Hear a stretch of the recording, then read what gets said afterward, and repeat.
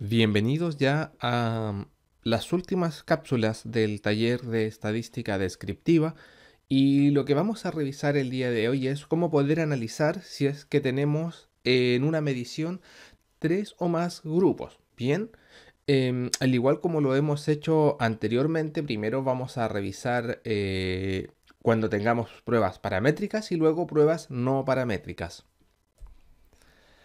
En el caso de que tengamos más de dos poblaciones, lo estándar y lo que se suele aplicar son las pruebas de ANOVA. Pero las pruebas de ANOVA poseen muchas cualidades y también muchas formas de ser aplicadas. Por tanto, vamos a revisar las formas más clásicas.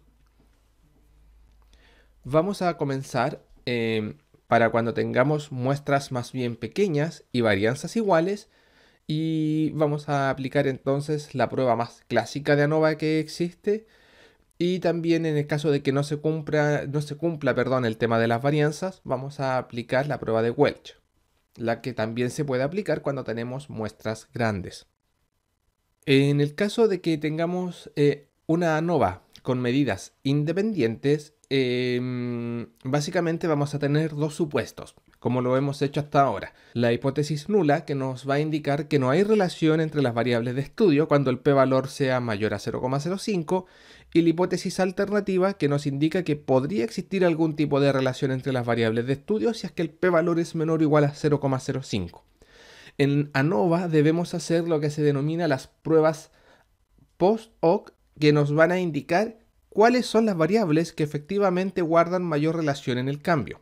Bien, ahora las condiciones para poder realizar una prueba de ANOVA, primero es que la variable independiente debe ser categórica para poder tener grupos de estudio, y la variable dependiente debe ser continua. Eso es súper importante para esta forma de aplicar el test.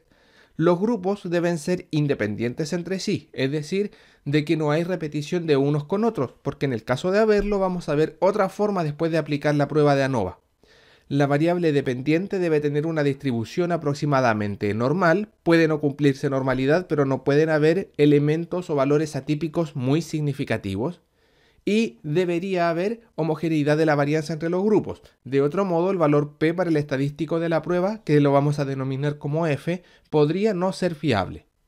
Bueno, como les comenté, las pruebas de ANOVA, muy similar a lo que ocurre, perdón, con la correlación, no nos va a decir o no nos va a garantizar efectivamente cómo se están comportando, relacionando en realidad las variables. Por lo tanto, existen varias formas de poder revisar después a través de pruebas a posteriori cómo se relacionan o comportan las variables o cuáles son las que muestran cambios más significativos. Bien, dependiendo del tipo de estudio y también de la experiencia muchas veces del investigador es la prueba que él va a aplicar. Aunque yo remarqué ahí la prueba de Tukey, que es la más famosa y la que más se utiliza y la más clásica a la hora de realizar pruebas a posteriori para poder ver el comportamiento de las variables. Además de aplicar esa prueba, también existen formas de medir efectivamente el tamaño del efecto. Bien, también existen varias formas de medir el tamaño del efecto y nosotros vamos a utilizar básicamente la del omega cuadrado, que también es lo más clásico, es lo que generalmente se utiliza y como bien dije, esta prueba de ANOVA que vamos a utilizar es para muestras pequeñas con un n menor a 30, por lo tanto también esta forma de medir el efecto funciona muy bien para ese tipo de muestras. Ese valor omega cuadrado lo vamos a entender como un tamaño de efecto irrelevante si es que el valor de omega es menor a 0,01, pequeño si ronda el valor 0,01, perdón, medio si ronda el valor 0,06 y un gran efecto de cambio si es que es igual o superior a 0,14. Para entender mejor cómo funciona entonces la prueba, vamos a cargar el archivo que se indica en pantalla. Ese archivo contiene una columna A con 3 dietas usadas, las dietas A, B y C, y otra columna con la cantidad total del peso perdido tras 8 semanas de estudio, ¿ya? Los sujetos en general utilizaron entonces distintos métodos o distintas dietas y se va a medir en función de estas mediciones si es que existen cambios significativos entre las dietas utilizadas por los participantes. Lo que no vamos a realizar y que les queda a ustedes, porque ya lo revisamos, es de que siempre antes de comenzar una prueba de ANOVA es bueno hacer y comprobar todos los datos estadísticos descriptivos, así como la realización de los gráficos de caja, para revisar sobre todo si es que existen datos atípicos extremos. En el caso de haberlos, hay que tomar una decisión, como ya lo revisamos también, sobre esos valores. Nos vamos a ir entonces a nuestra computadora y vamos a seleccionar el archivo de ANOVA independiente de dietas. Como ya podemos observar, poseemos la columna que se llama dieta y también la variable de peso perdido, en la cual se indica cuánto peso perdieron los participantes. Hay algunos que incluso poseen valores negativos en el caso de que, claro, el participante en vez de bajar de peso, en este caso indica eso que subió de peso. Para hacer la prueba de ANOVA vamos a ir al menú ANOVA y vamos a seleccionar simplemente en la opción de clásico la prueba de ANOVA. La variable dependiente en este caso va a ser los kilos perdidos y los factores en los cuales vamos a dividir la variable va a ser entonces la variable dieta. Sin embargo, para poder dejar esto con mucha más información, primero vamos a desplegar un poco lo que es el análisis descriptivo de los datos. Vamos a estimar el efecto del cambio, pero nosotros no vamos a utilizar este parámetro, sino que vamos a utilizar el parámetro de omega. Aquí en la sección en donde vamos a presumir algunas cosas, lo primero es que vamos a revisar de que exista homogeneidad. Existen formas de corregir la homogeneidad. En el caso de que esto no fuese homogéneo, ustedes ya pueden observar acá de que podrían perfectamente aplicar el test de Welch. Y también existe el otro test que se indica en el texto ya si es que llegasen a necesitar por alguna razón en particular. Vamos a marcar igual los tres para que veamos qué cambios existen entonces en función del test en la medición.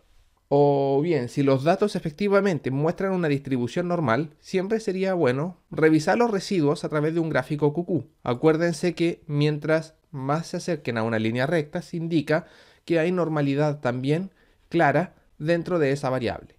Si entendemos rápidamente los resultados, podemos observar que en la tabla que indica ANOVA aparece la prueba de ANOVA que se aplica normalmente sin correcciones en la primera parte.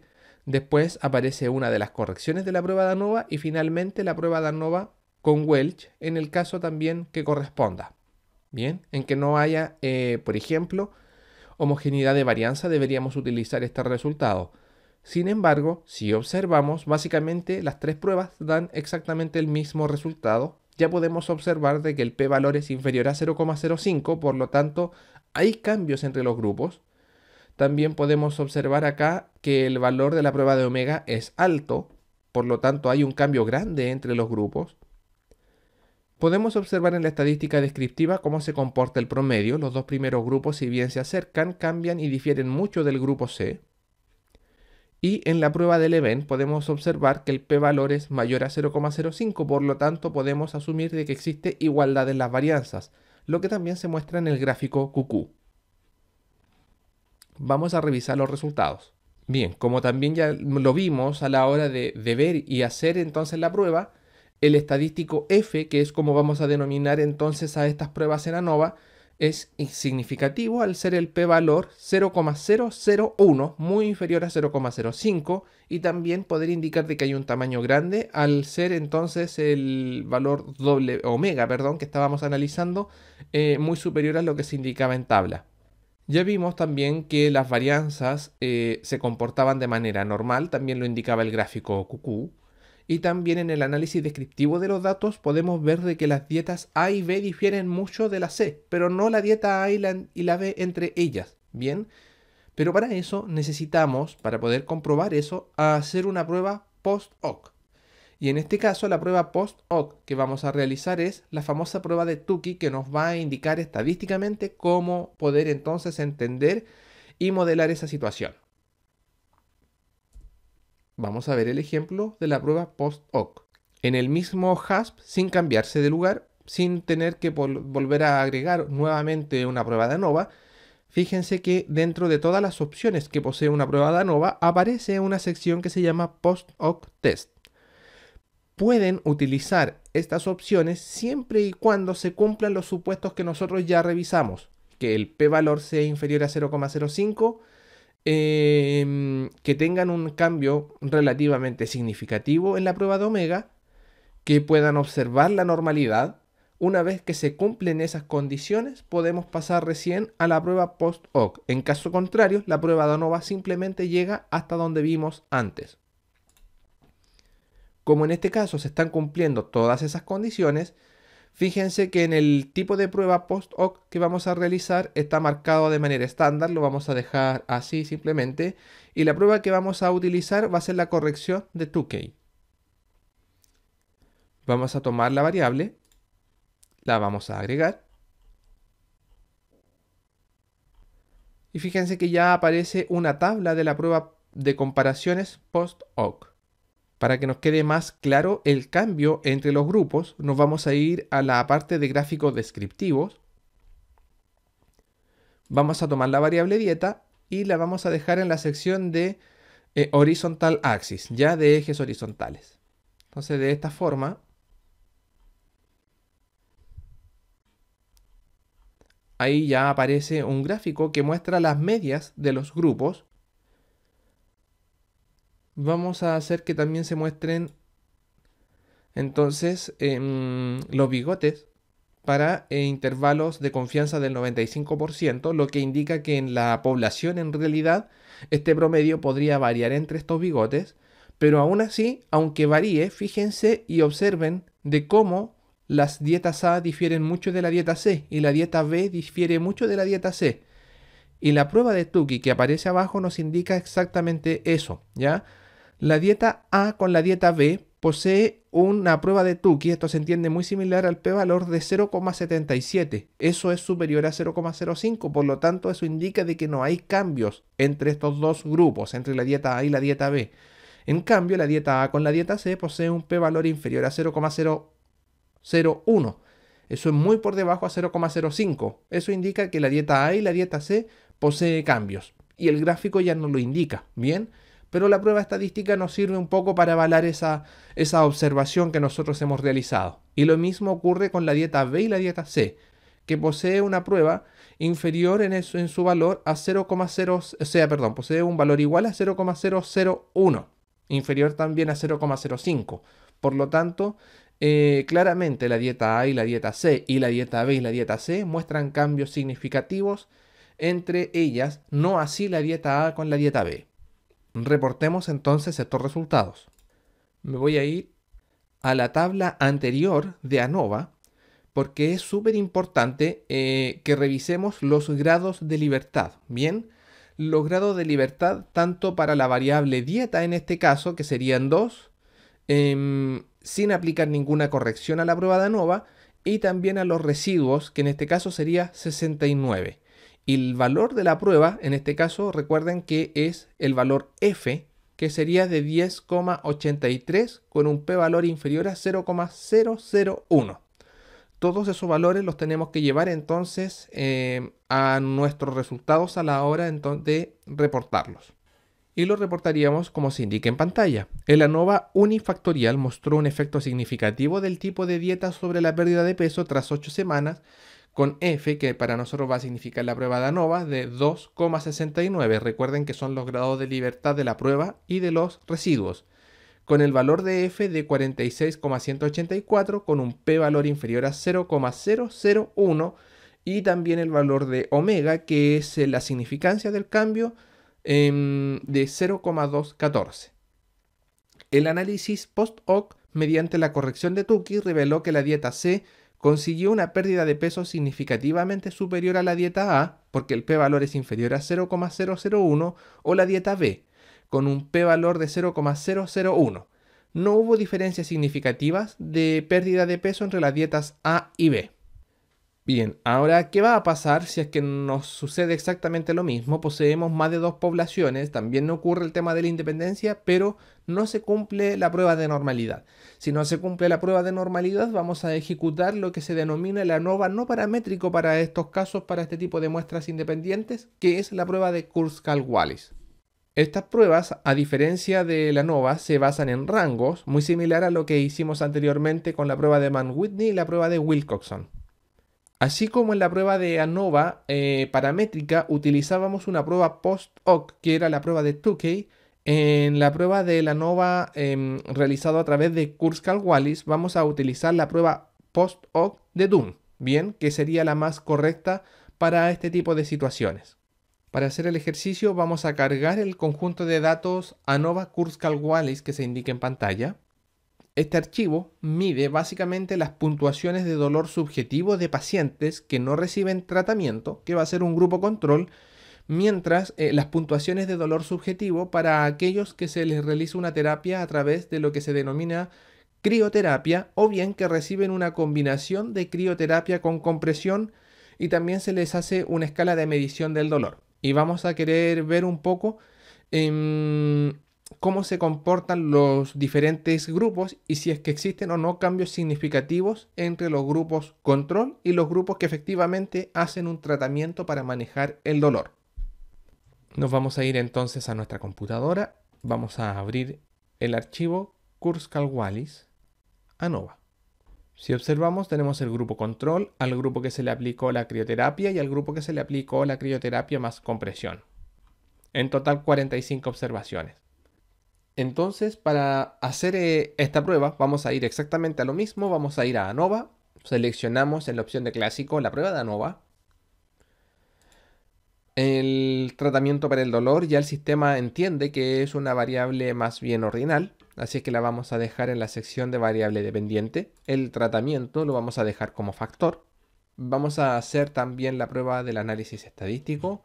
Vamos a estimar el efecto a través de la prueba de omega, igual como si lo hiciésemos con una ANOVA normal. Incluso la prueba, en este caso para ANOVA, nos da un p-valor inferior a 0,05, por lo tanto podríamos erróneamente creer de que estamos haciendo bien la prueba, como lo hicimos anteriormente. Pero a la hora de asumir algunos parámetros, vamos a medir la homogeneidad. Y también vamos a hacer el gráfico QQ.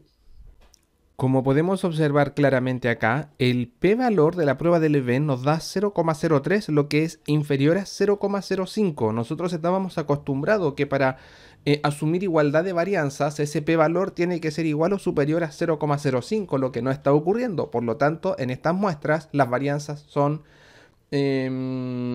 diferentes. Así es que lo correcto sería aplicar el test entonces de Kurzweil-Wallis, porque además la variable que estamos analizando no es una variable continua, sino que es una variable de medición del dolor que ya sabemos a priori que es subjetiva.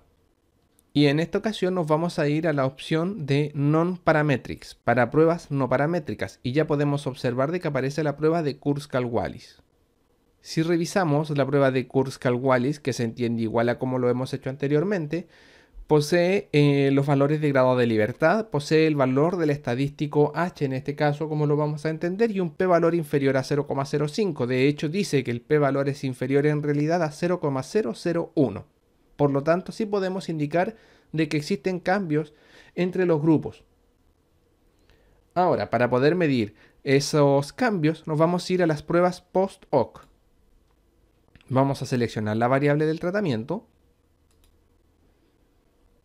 Y en vez de utilizar la prueba de Tukey, vamos a utilizar la prueba de Dunn, que sería lo correcto para este tipo de situaciones. Como podemos observar acá, el grupo control con el tratamiento de crioterapia muestra el mayor cambio en la opción de crioterapia más compresión. Grupo control con crioterapia más compresión, con un valor inferior a 0,001. Después el otro grupo que muestra cambios, es el grupo control con el tratamiento de crioterapia, con un valor de 0,02. Y finalmente el grupo que muestra menos diferencia y que en realidad es una muestra no significativa entre ellos es la crioterapia más compresión con la crioterapia que muestra un valor cercano al 0,102. Bien, entonces este cambio entre estos dos grupos en particular no guardan mucha diferencia entre sí. Para entender mejor también la situación, vamos a tomar la variable, la vamos a dejar en el eje horizontal para que nos muestre un gráfico con las medias. Y también vamos a desplegar entonces las barras de error de un intervalo al 95% de confianza.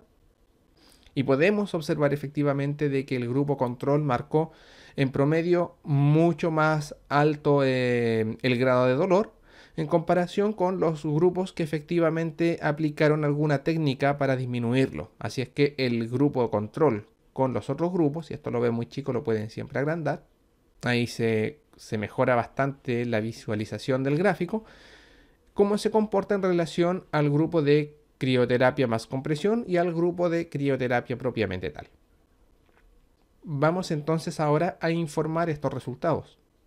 Bueno, lo primero es indicar de que la prueba de ANOVA para este caso igual funciona, sin embargo, el p-valor es inferior a 0,05, lo cual ya indica de que hay varianzas que son distintas, no se puede aplicar entonces esta puntuación ANOVA como la teníamos anteriormente, así es que lo correcto sería aplicar una prueba de Kurzweil-Wallis y observamos en esa prueba de que el p-valor es inferior a 0,001, ¿vale?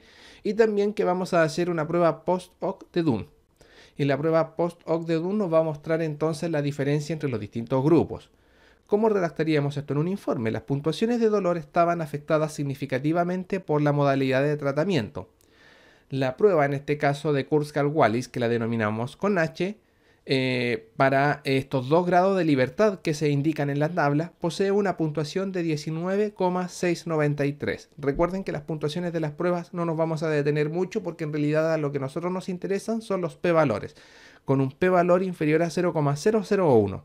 Las comparaciones de 2 a 2 mostraron que tanto la crioterapia como la crioterapia con compresión reducen significativamente las puntuaciones de dolor, con P igual a 0,001 en un caso y P inferior a 0,001 respectivamente, en comparación con el grupo control.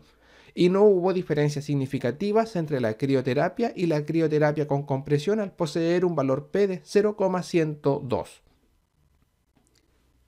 Bien, ahora lo que vamos a hacer es comparar más de 2 poblaciones.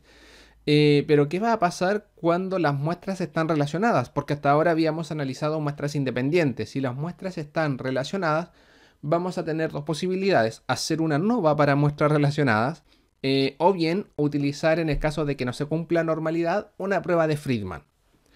Primero entonces vamos a analizar el ANOVA paramétrico para grupos relacionados o bien ANOVA para muestras relacionadas como se suele conocer. Esta prueba la vamos a utilizar para evaluar si existen diferencias significativas entre 3 o más grupos donde los participantes son los mismos, en donde básicamente se les han hecho mediciones en distintas etapas o en distintos tiempos. Por ejemplo, podrían ser pacientes a los cuales se les está aplicando algún tipo de terapia y se les hace una evaluación al principio, una evaluación al medio de la terapia y una evaluación al final de la terapia. ¿Ok? Pero siempre son los mismos participantes.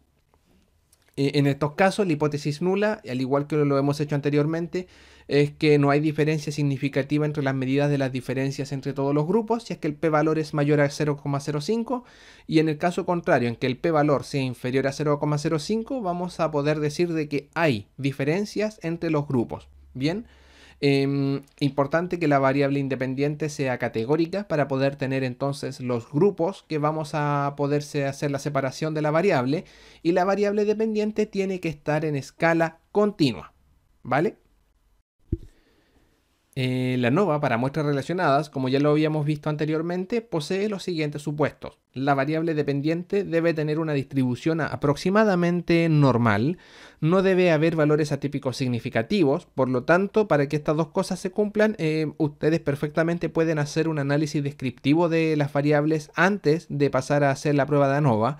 Y otra cosa muy importante que no habíamos visto hasta ahora es la esfericidad, que es algo que tenemos que aplicar en este tipo de pruebas, y tiene que ver con que la igualdad de las varianzas entre los diferentes niveles debe ser más o menos similar. Me explico.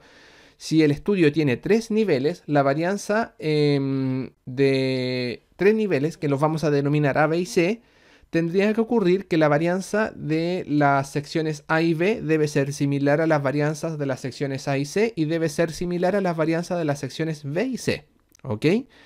Si eso no ocurre, entonces hay que aplicar algún tipo de corrección a nuestro modelo de ANOVA para muestras relacionadas. Los tipos de corrección que vamos a tener y cómo vamos a medir la esfericidad. Bueno, la esfericidad la vamos a medir a través de una prueba que se llama Mockley. Entonces el sistema básicamente va a hacer la medición de la esfericidad por nosotros. En este caso la hipótesis nula es que las varianzas de las diferencias son iguales entre los grupos. Para eso el p-valor tiene que ser mayor a 0,05. Y si el p-valor es menor a 0,05 nos va a indicar entonces de que no hay esfericidad. Y si no hay esfericidad, vamos a tener que aplicar una corrección a nuestro estadístico. Y las correcciones que nos ofrece HASP, existen varios tipos de correcciones, pero las clásicas son la de Greenhouse-Geiser y la de Hanifeld. ¿Cuándo vamos a utilizar una o la otra? Si el valor epsilon que nos va a generar la esfericidad es menor a 0,75, vamos a utilizar Greenhouse-Geiser. Y si el p-valor es mayor a 0,75, vamos a utilizar Hanifeld.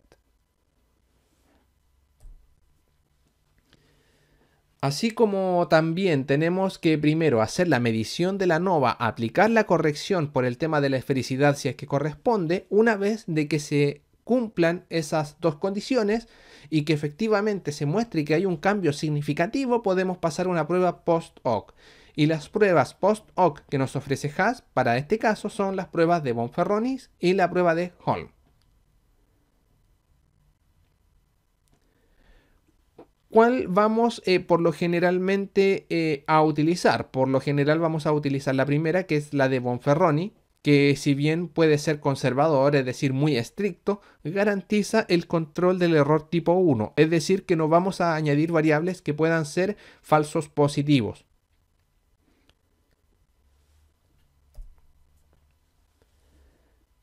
También vamos a medir el tamaño del efecto. El tamaño del efecto va a ser exactamente igual a como lo hemos hecho anteriormente. Vamos a utilizar generalmente el omega cuadrado, que es lo que se suele utilizar en las pruebas de ANOVA. Y también lo vamos a medir como un cambio irrelevante, pequeño, medio o grande. El ejercicio que vamos a hacer lo vamos a hacer en base a una tabla que se llama ANOVA repetido de colesterol. Este archivo posee una columna ID que identifica a los participantes sin indicar el nombre y posee 3 columnas más. Y cada columna hace una medición del colesterol en pacientes a los que les aplicó un tratamiento determinado. Entonces se les hace una medición en la semana 0, en la semana 3 y en la semana 6. Vamos a ver el ejemplo. Acá yo ya tengo cargada la tabla, podemos ver que son 18 los participantes, la medición de su colesterol en la semana 0, en la semana 3 y en la semana 6. Podemos observar algunos cambios en algunos de los sujetos, ¿verdad? En algunos hay cambios bastante considerables y en otros no tanto. Bien, vamos a ver entonces estadísticamente cómo se está comportando esto. Para eso nos vamos a ir a la opción de ANOVA y en este caso, en vez de utilizar el ANOVA clásico, vamos a utilizar también en la sección de clásico el ANOVA para muestras repetidas. En esta tabla nosotros debemos indicar en RM los factores que vamos a utilizar. En este caso sería, vamos a dejarlo tal cual como está escrito en las variables para la semana 0, para la semana 1, y vamos a agregar también el tercer nivel que va a ser para la semana 6. Esto es para la semana 3, perdón. Bien. En la sección de las celdas para las muestras repetidas, vamos a tomar la semana 0 y la vamos a agregar para que coincida para la semana 3 y para la semana 6. Acá ya aparece entonces algunos resultados. Sin embargo, vamos a establecer el resumen de estadística descriptiva. Vamos a medir el efecto de cambio a través de la prueba de omega cuadrado, que es la que hemos estado utilizando nosotros hasta ahora, ¿vale? Pero todavía hay algo importante que no hemos medido y que es súper importante en las pruebas de ANOVA para muestras relacionadas, que es la prueba de la esfericidad. Y si analizamos la prueba de la esfericidad, nos da un p-valor inferior a 0,05, por lo tanto, de hecho es inferior a 0,001. Por lo tanto, nosotros acá la prueba de Mockley nos dice que no hay esfericidad entre estas mediciones. Y si analizamos los valores de epsilon, el valor de epsilon que más se aproxima en realidad sería el que tendríamos que utilizar en la prueba de Greenhouse-Geiser, porque es inferior a 0,75. Así es que en realidad En las correcciones de esfericidad, nosotros estamos haciendo la prueba sin correcciones de esfericidad. Deberíamos cambiar esto y aplicar la corrección de Greenhouse-Geyser. Bien, acá aparece entonces la corrección de esfericidad porque según el valor de epsilon en la prueba de Mocky es un valor que es inferior a 0,75.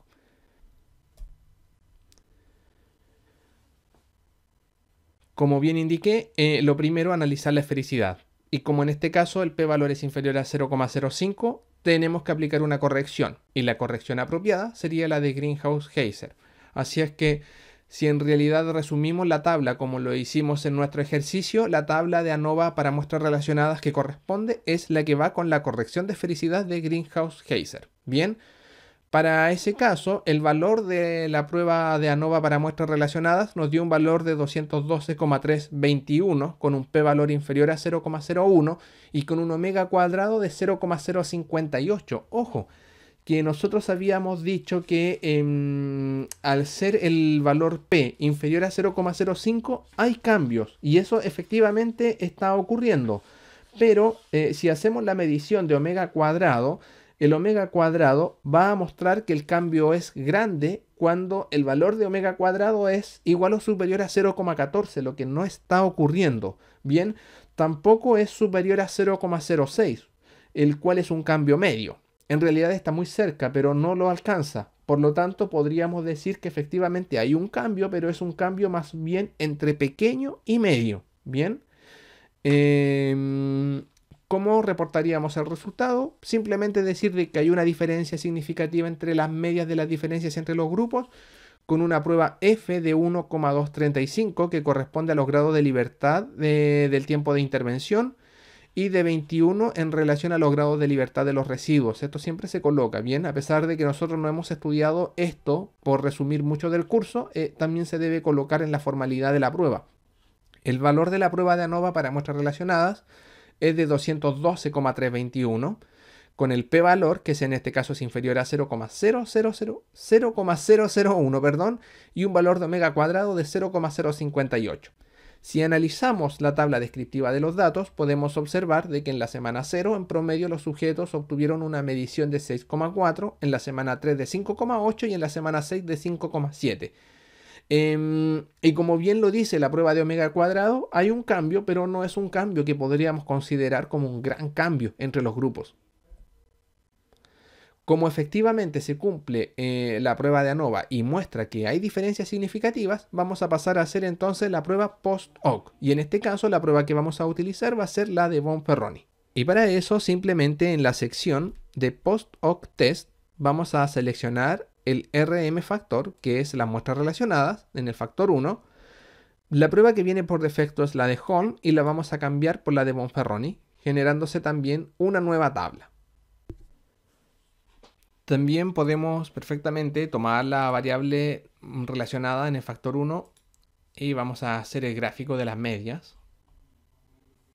Lo está procesando, ahí está el gráfico de las medias. Vamos a desplegar también las barras de error.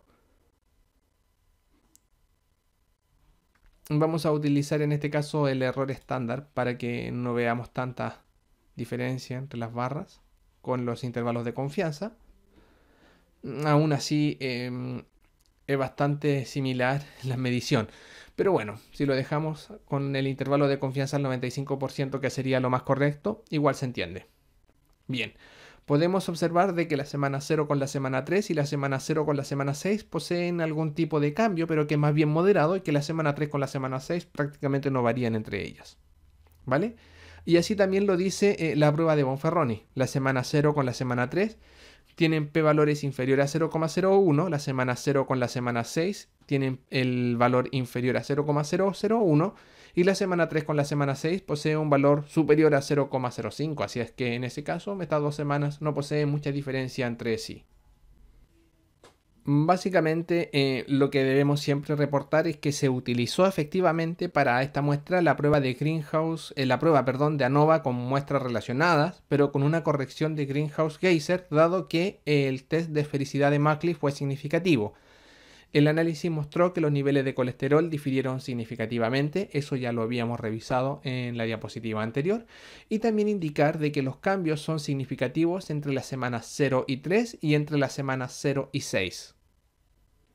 Ahora, ¿qué pasa si tenemos que aplicar una prueba no paramétrica para grupos relacionados? Porque también puede ocurrir de que no se cumplan los supuestos de normalidad, o bien que los datos que vamos a utilizar son más bien ordinales y no son continuos.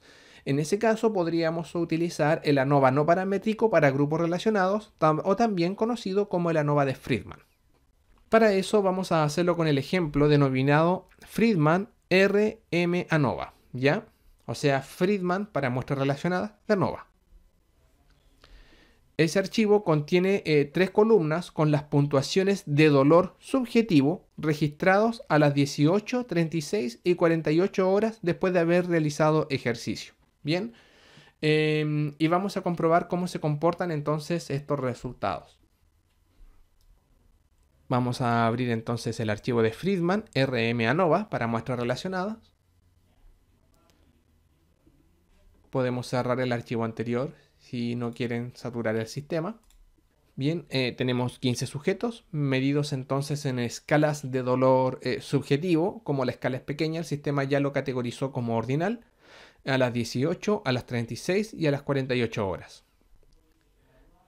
Y vamos a seleccionar lo mismo que habíamos visto anteriormente de una ANOVA para muestras repetidas.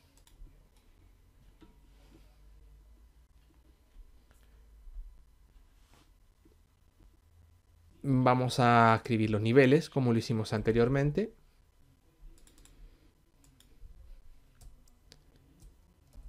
A las 18 horas. Pero en este caso, como nosotros ya sabemos que la escala es una medición subjetiva del dolor y la variable se mide como una escala ordinal, nos vamos a ir a la sección de pruebas no paramétricas. Vamos a seleccionar las muestras relacionadas en el factor 1. Aparece acá la tabla de non-parametrics, que es la que en realidad nos va a interesar analizar. Y si vemos un poco estos resultados, ya podemos observar que la prueba de Friedman nos da un valor inferior a 0,05. De hecho, es inferior a 0,001. Bien, vamos a interpretar entonces el resultado. Básicamente decir que en este tipo de prueba, cuando es no paramétricas, si se dan cuenta ya empieza a aparecer nuevamente también el valor de la prueba como un chi cuadrado, que lo vamos a revisar en el video que sigue. El p-valor es inferior a 0,05, perdón. De hecho, el p-valor es inferior a 0,001, por lo tanto podemos asegurar de que hay cambios entre la medición del parámetro del dolor medido a las 18, 36 y 48 horas. Lo que se me olvidó es que como se cumple el supuesto para la prueba no paramétrica de Friedman, también sería importante hacer una prueba post-hoc que aparece inmediatamente en la sección de non-parametrics. Vamos a marcar la prueba de Conovers, que es la que se aplica para estos casos. Y podemos observar la diferencia para los valores en el caso de las 18 a 36 horas, de las 18 a 48 horas y de 36 a 48 horas. Bien, también sería importante hacer la gráfica para que esto se observe más claramente. Acá podemos ver la diferencia entonces a las 18, a las 36 y a las 48 horas. Efectivamente hay cambios importantes entre la medición de la escala del dolor según lo que se esté midiendo. Vamos a desplegar entonces las barras de error también para observar y asegurar de que ese cambio efectivamente sea significativo entre los 3 grupos. Bien, aunque las medias se muevan dentro de estas barras, aún siguen siendo significativos los cambios entre los 3 grupos. Podemos observar de que la medición a las tres mediciones que se hicieron efectivamente muestran diferencias significativas unas con otras. ¿Cómo reportamos el resultado? Simplemente hay que decir de que la prueba de Friedman muestra de que el tiempo tiene un efecto significativo sobre la percepción del dolor. Las comparaciones post-hoc 2 a 2 de Connor muestran que las percepciones de dolor son significativamente diferentes en cada momento. Bien, y la prueba en este caso debe ser reportada como que el tiempo tiene un efecto significativo en las puntuaciones del dolor subjetivo. Fíjense que la prueba que utilizamos es esa x cuadrado que ya habíamos revisado. Chi cuadrado para 2 grados de libertad posee un valor de 26,77 con un p-valor inferior a 0,001. Y las comparaciones de 2 a 2 muestran que la percepción del dolor es significativamente diferente en cada momento, ya que todos los p-valores de la prueba de Connor es inferior a 0,001. Bien, el gráfico es mucho más aclarador para mostrar las diferencias entre estos grupos. Y de esta manera hemos terminado los ANOVA más clásicos. Existen muchas otras formas de hacer también pruebas de ANOVA para medir diferencias entre grupos. Sin embargo, hemos revisado las más clásicas, que son para muestras, 3 o más muestras independientes, si es que vamos a hacerlo con la prueba paramétrica o no paramétrica, y también lo hicimos para muestras relacionadas en donde efectivamente hay repetición entre los grupos. También hicimos la prueba paramétrica y no paramétrica. Bien, y de esa forma hemos cubierto entonces las pruebas de ANOVA más clásicas que se pueden observar en estadística descriptiva.